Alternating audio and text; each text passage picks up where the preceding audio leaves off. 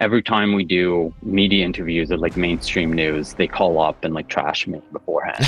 And they're like emailing me and emailing me legal threats and whatever. Clearly, this is part of what they're discussing.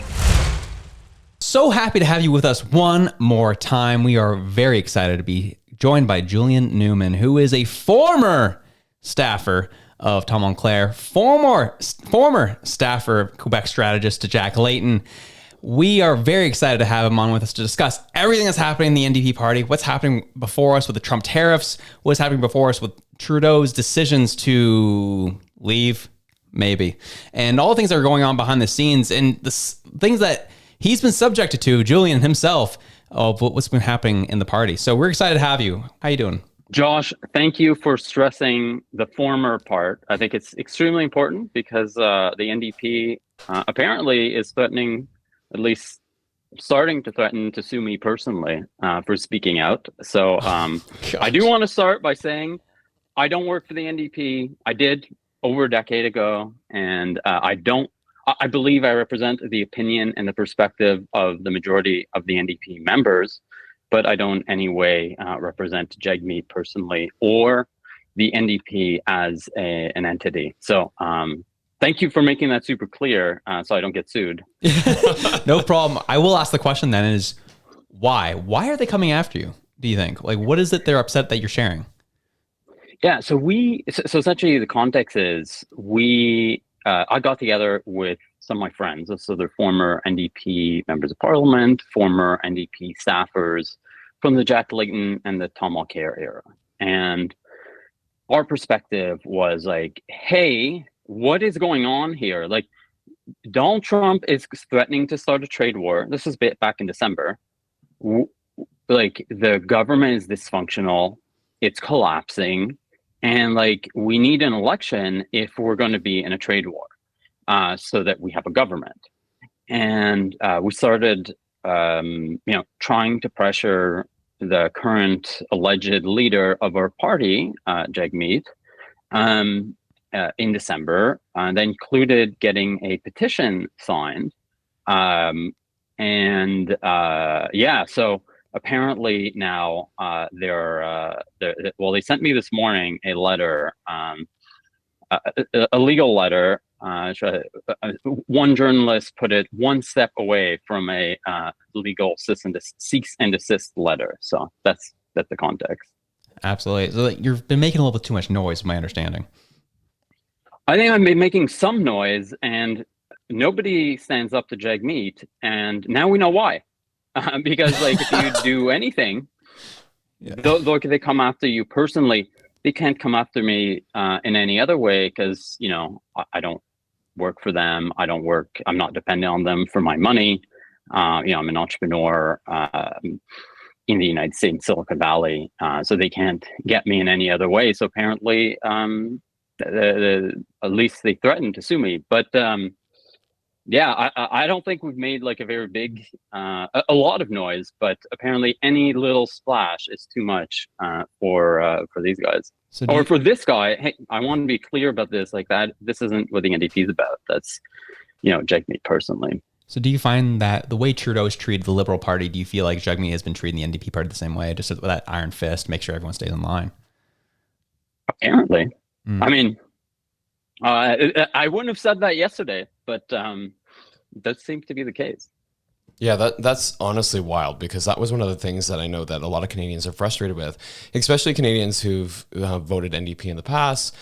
They're feeling like this party that exists right now doesn't represent them, and that they're asking for an election and they want to see a change in government, but feeling like they're being forced to toe the party line along with everybody else. So it's just really interesting to see that kind of playing out. For your experience, not being an NDP representative, but having been connected to folks in the NDP party previously. So tell me more about this list of dissenters, because I know that we've seen a number of times Tom Moncler, who was former leader of the NDP party, get out there on on air with Vashi and completely rip apart this party for some of the actions that we look at and we say, that doesn't feel like the NDP that we used to know.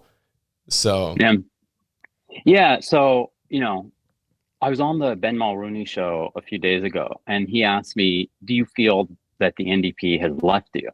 And my answer to Ben was, no, I feel Jagmeet has left the NDP. Wow. And, I've spoken to many, NDP insiders, many NDP members, many NDP voters, and, to a person, they all basically agree with what, we've been saying. So it's really, one guy, Jagmeet, who's off on some weird, tangent. I was on another show. The guy was saying he's kind of like Trudeau's assistant. Yes. I was saying he's Trudeau's intern, which I think is a little bit more accurate. But so I don't think this is kind of like an NDP thing. I think it's a Jagmeet thing, and that's a really important distinction. Yeah, and it's interesting because I know that the Conservatives have been going hard on the idea that Jagmeet's only in it for himself, he's only in it for his pension, and we've all kind of been feeling that a bit with just the timings of different things, and now to hear that there's dissent in the party and that there's been a push by the party insiders to actually go to an election and that he's resisting it, I'm surprised, because if this is the case, that, it really is all about one man and one man's aspirations for a gold-clad pension, where is the rest of the party in this? Like, wouldn't they just say, sorry, Jagmeet, we know you say that we have to vote this way, but we don't in good conscience want to vote that way? Like, what's happening here that would prevent them from actually standing with the morals that's being said behind closed doors, I guess? So, like, my perspective on the pension is a little bit different, but many of the people that I spoke to who are, in the NDP and closely to the NDP, including, former members of parliament and, current staffers, what they would tell me is like, look, this isn't going to happen for February 25th.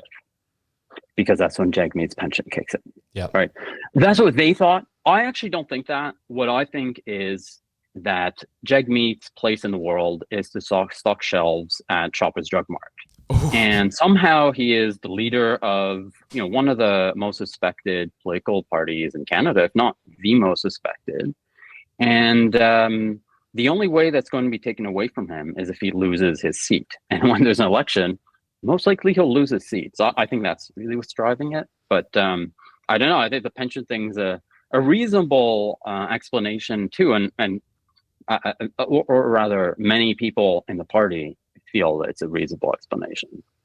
Yeah, I've been seeing it in general where you had, for example, Charlie Angus come out just a couple of weeks ago saying, I'm not, I know Jagmeet says that we're going to vote non-confidence, but I'm not joining that. I'm going to do my thing instead because I think Poilievre's evil. He didn't say that, but more or less that's what he said. And so that was the first sign that, Jagmeet has no control over this party and no control of what's happening unless they got to start sending out cease and desist letters or that short of what's been going on. Do you feel like Charlie Angus was more of like a microcosm of what's happening across the party? What I heard from folks personally often is this complete obsession with Poilievre. Mm-hmm. And it's kind of it's the Canadian equivalent of Trump derangement syndrome, right? And it's like, these guys, a lot of them served under Stephen Harper government, where Pierre Poilievre was a key figure. I think the Stephen Harper government, a lot of the problems Justin Trudeau is being blamed for, let's say around immigration and housing, were engineered by Harper. But was he really that much worse than Justin Trudeau? I mean, it's hard to kind of like make a case. But that's their perspective. Like that is a mainstream perspective in the NDP, at least within the NDP kind of like staffer, like the people who work for the NDP. They really do see things as there's this giant threat to the Conservative Party. I don't feel or my impression and my experience is that there's only like 200 people in the entire world who think that way, and they all work in Ottawa. But that's how they think. Yeah. And that doesn't surprise me. I remember we have spent some time in Ottawa, and that's kind of what I've gathered is this is more, there's a lot of personal vendettas between people, if we're learning, and people, parties aside, there's a lot of people in Ottawa, whether they are MPs, staffers, so on and so forth, really hate Poilievre. They don't like him as a person. They don't like him as an individual. And it's more of like, we just don't want him in power at all. And that's kind of what I'm gathering is just more so the messaging from in general is people are just like, I want to put the screws to this guy. And I think that's even more so even what Trudeau may have been feeling. It was like, I cannot lose to Pierre. That's why I'm going to keep plunging forward to make sure that when we get to an election, I'm going to beat Pierre. And he just essentially got his own ego got in his way of like how he's doing in the polls. There was this guy, Rob Ford, who was the mayor of Toronto for a while. I'm not sure if you remember him. Obviously, his brother is the premier now. And like, he never did anything. Like, he was, he got like booted out by, so strange. Like, the premier of Ontario stripped him of all his powers. Like, why is that possible? But anyways, so he never really did anything. But I remember people in Ottawa, like, they hated him. And it's like, this is a local politician who has been stripped of all his power. They hated him. And, it's something like I was just mentioning before our show, how smug people are in Ottawa. Like the kind of vibe of, like, in the kind of political class and also the media is this like smugness. And there's something about Poilievre, and I don't agree with him on most policies, but there's something about the kind of like vitality and the energy and the kind of like non-lethargy that he brings that just rubs these people really the wrong way. Like, they want to sit around in their smug little corners, chatting and, laughing and doing whatever they do. And they hate it when people like me, apparently, who, clash with their style. I think it's more of a style thing than a policy thing. Very, very interesting. So there's this idea of like, amongst the Liberals, and we're starting to understand here at the NDP that there's a push for uniformity in the party, which it's party politics in general. You're going to see that everywhere. But it seems like even when the leader is losing favor with some in the party, that they come down even harder to make sure that you stay in line. That's what I'm gathering. Apparently. I mean, I think it's very odd. Like, I never heard of anything like this in the NDP. I'm very surprised that they would do this. Couldn't care less, but it's very non-democratic for a party that's called the New Democratic Party. Right. Yeah. Exactly. And one of the big things that I'm looking at this is I'm just like, what does this say about a party that's supposed to be for the people, by the people kind of thing? That's their whole bread and butter. And now they're saying, shut up, get in line. You support fearless leader or else you're out kind of thing, or you'll get your own letter in the mail. And that's what I'm just wondering, like, what does that do to the spirit of the party?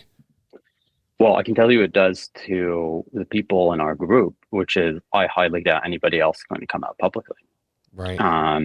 We are trying to get the more senior folks in our group to be a spokesperson. So it's not just me. I mean, I worked for the NDP. I had a senior job, but 10 years ago or more, I haven't lived in Canada, although I'm back in Canada now. I haven't lived in Canada for 10 years. My job doesn't depend on them. But most people who are former NDP anythings, they depend on the NDP, at least somewhat. And I doubt that we'll be able to convince anybody else to come out publicly and put their name to this. And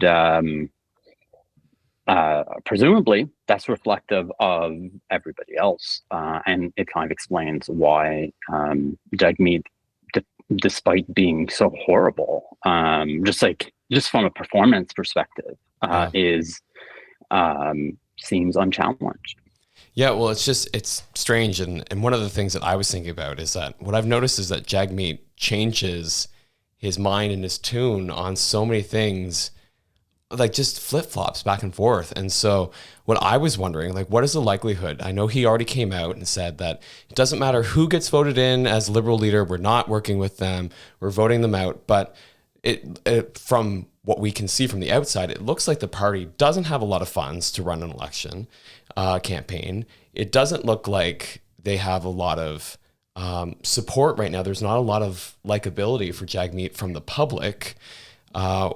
What is the likelihood that he looks at all this and says, election probably wouldn't be great for me right now. You know what would be great is if we stayed in office right until October and supports this government and doesn't vote non-confidence. Like, what is the likelihood of that happening? Yeah. So Hill, I kind of just want to make clear that I'm speaking, I'm kind of like speculating based on what I think and not, any of the folks who are involved in the group. And of course, not on behalf of the NDP. But my belief is that, as unpopular as Justin Trudeau has become in some sectors, he never appealed to me, and, presumably not to you guys, but, he was a person who was actually super popular with a lot of people. And without Justin Trudeau as the leader, the Liberal Party had like 23 seats or something.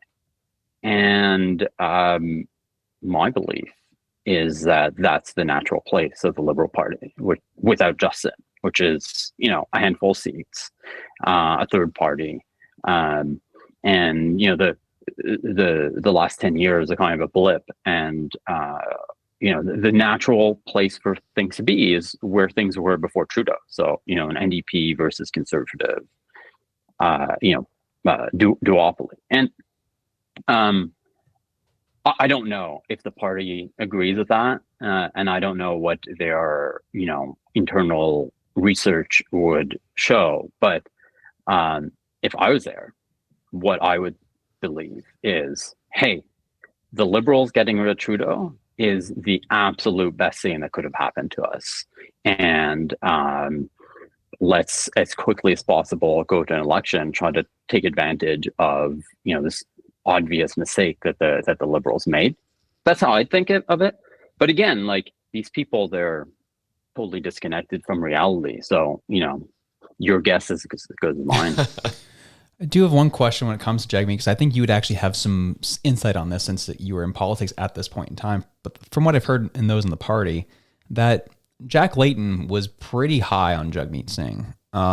Is that true? Was that happening within the party at the time? Was he supposed to be the next one? I have no clue. I doubt that's true. But I was... I did a podcast episode yesterday and I mentioned this, and they loved it. So maybe you would too. There's one photo that I know of that exists of Jack Layton and Jagmeet. It's if you just Google in Google Images like Jack Layton, Jagmeet Singh, you can find it. And it's some type like official photo shoot. And you can just see like Jack Layton's face, his expression. It's kind of like, who is this guy? Like, why am I here? Like, what the hell? I would be surprised that Jack is the only person in the entire world who doesn't feel that way about Jagmeet. But, who knows? Yeah. Yeah. I know that one of the things I thought is that it's funny because I kind of fall all over the political spectrum, depending on the policies of the people that are put in front of me. And so I had actually voted for Jack Layton at one point in time. I had voted for Justin Trudeau round 1, not round 2.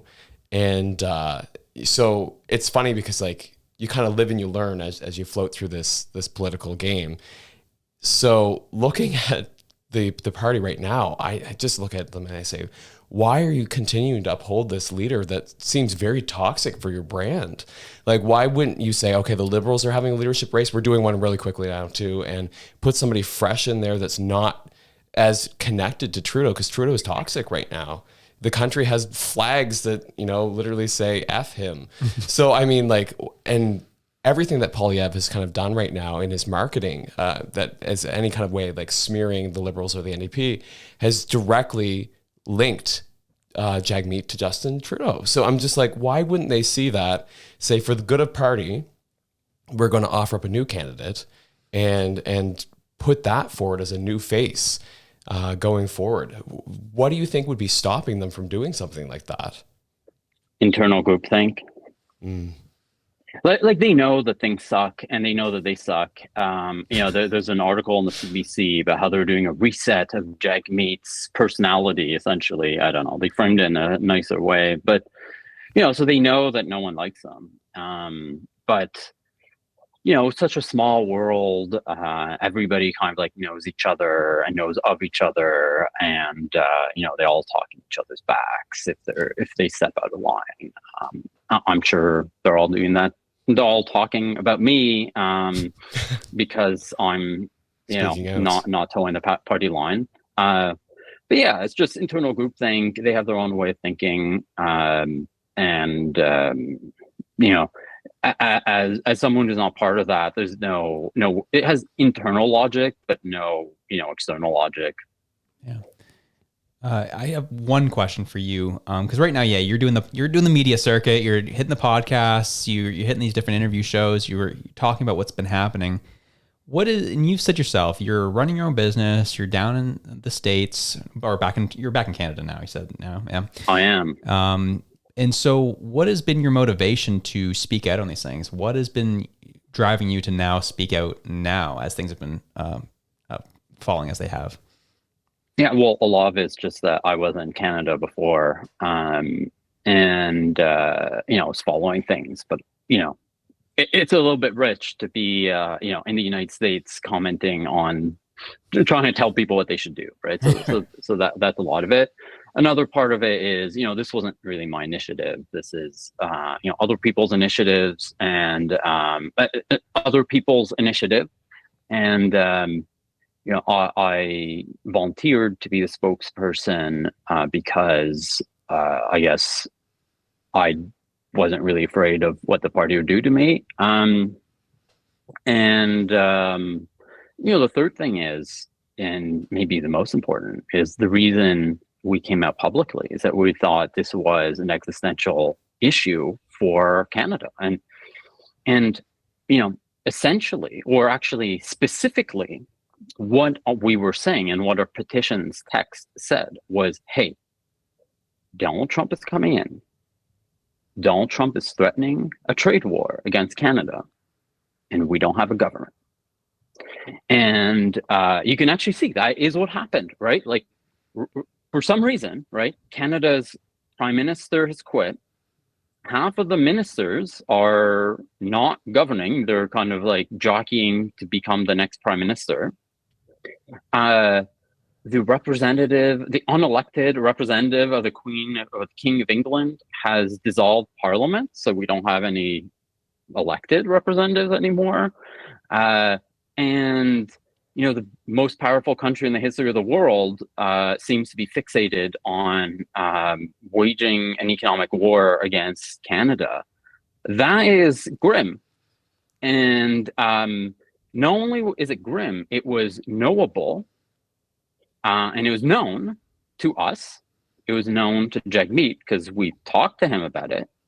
And how has nothing been done? I mean, so I think, like, how can you possibly, as someone who is a Canadian and who's part of the political space, not think that it's worth speaking up at one of the absolute worst and most dangerous times in Canada's history? Like, when there's such an obvious solution, it's like, hey, let's just have a government now. But anyway, so I think that's the main thing around the timing. So do you think that what the NDP should be doing is actually going to the Governor General and saying, forget this proroguement, election now? I think what should happen is Justin Trudeau should quit. Yeah. Like, fundamentally, it's a little bit rich for Justin Trudeau to expect Canadians to put up with this. It's a little bit rich for the Liberal Party to think that Canadians are going to just like sit through their leadership race while we're getting attacked by the United States. Like, that's super weird. But so I don't know. But so a lot of the blame is on the Liberal Party. a lot of the blame is on the Governor General. Like, what the hell are they doing? Right. Like, why does this person who's been named by the head of state of another country think that they should be able to decide who's the government of Canada when the majority of the members of parliament have explicitly said, hey, we want to vote down this government? Like, that's weird. Like, it's so bad. Like, you'd actually expect the King of England himself to come and like berate his own Governor General. Say, like, what the hell are you doing? Like, like those are the people who actually who have who actually have the power to do something. So, yeah.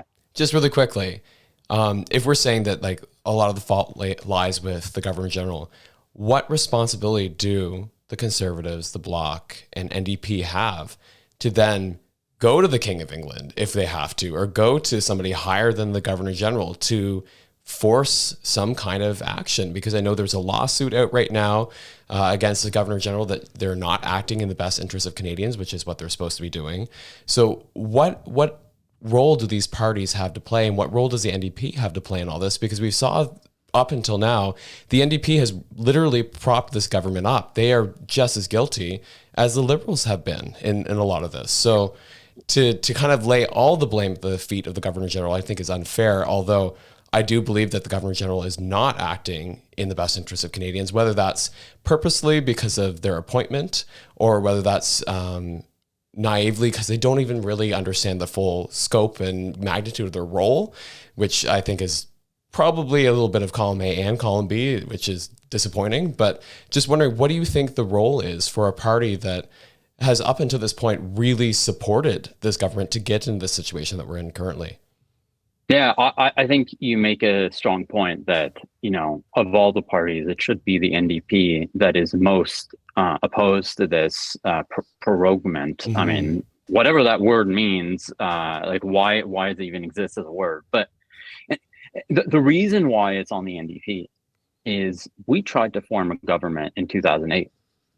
I worked at the NDP at the time. We got together with Stéphane Dion and we said, okay, we want to form a government. We are going to vote against the Stephen Harper government as quickly as possible. And we're going to form our own government led by Stéphane Dion and Jack Layton. Mm-hmm. And the Governor General intervened and said, actually, I would like Stephen Harper remain Prime Minister. So we're dissolving the government, the parliament, so you can't vote in the Prime Minister that the House wants to vote in. Like, that was, I mean, it's hard to say that was democratic. Let's put it that way. And, again, the Governor General is intervening in a way that is, not what the majority of the House of Commons wants, and presumably not what the majority of Canadians want. And it's a little bit hard for the Conservatives to call them out because they benefited from it, 15 years ago. Obviously, it's hard for Liberals to call it out because they're the ones asking the Governor General to do this. And the party that keeps on getting, let's say, undermined undemocratically by this weird supposed head of state of Canada is the NDP. And like, how did they not learn their lesson 15 years ago?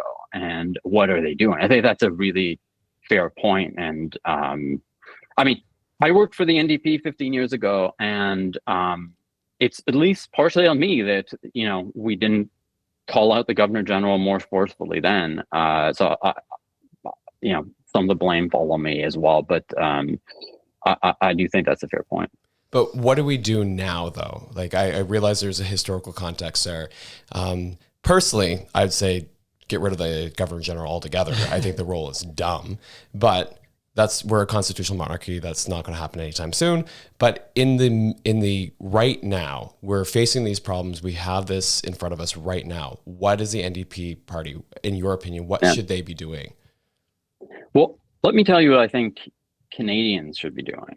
And I think what Canadians should be doing is trying to communicate super clearly to elected officials that they're not happy.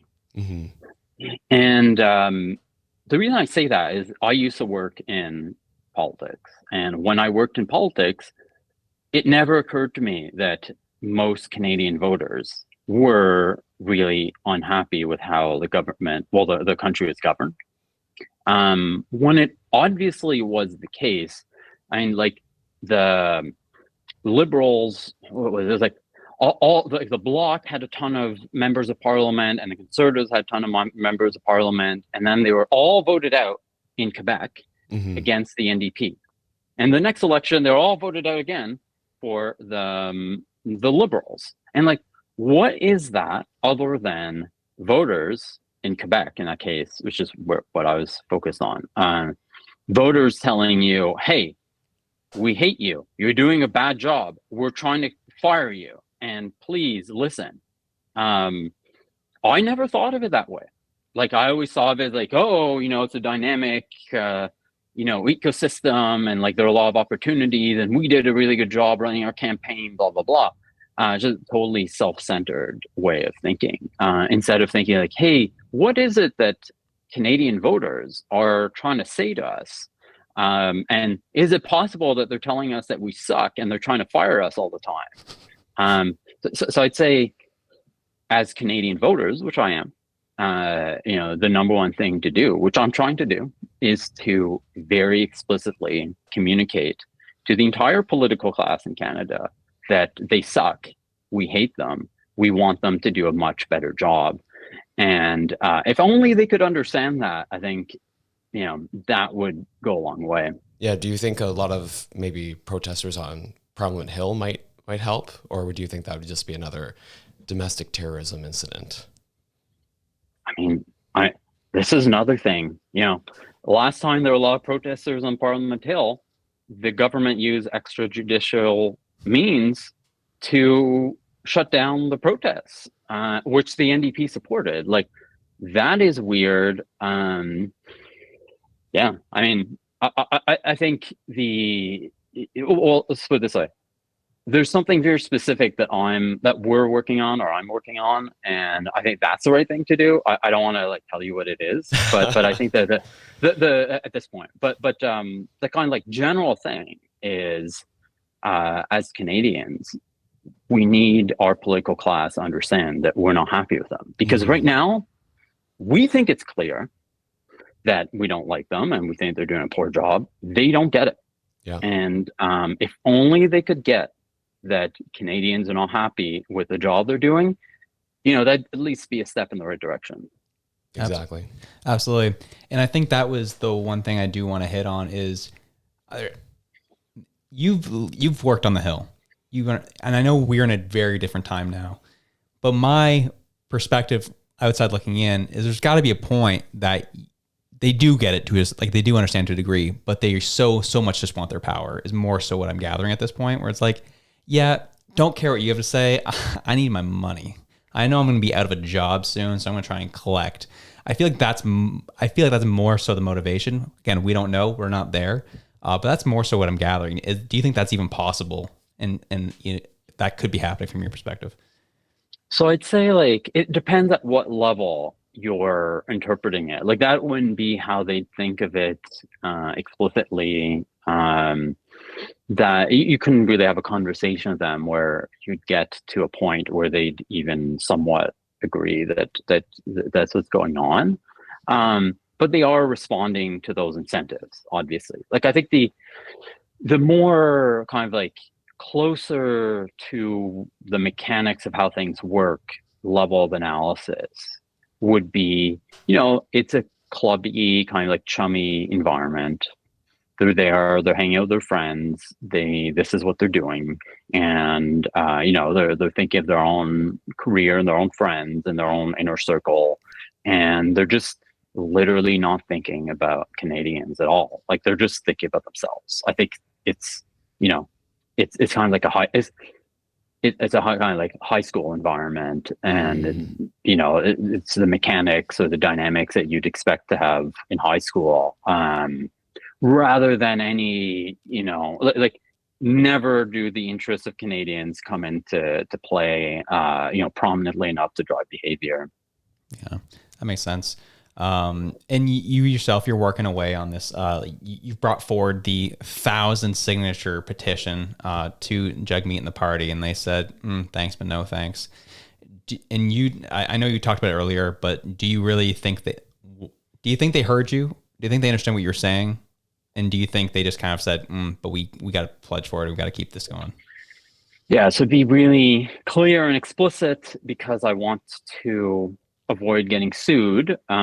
We collected these signatures, and what we were trying to do before Parliament was prorogued was to get a member of Parliament to present the petition to Parliament. And we reached out to every single NDP MP, including Jagmeet, every single NDP member of Parliament, including Jagmeet, to ask them to present the petition. Obviously, no takers. We tried to get folks from another political party and some independent members of Parliament to do it. I don't want to comment on that, but anyways, before we were able to get to any conclusion, Parliament's broke now. There is no Parliament. There's no way to present the petition. So I want to be, super explicit about that. But whether they heard us, I suspect that we were, part of the conversation. I mean, every time we do media interviews at mainstream news, they call up and trash me beforehand. And, they're emailing me legal threats and whatever. Clearly, this is part of what they're discussing. But it's a multi-factored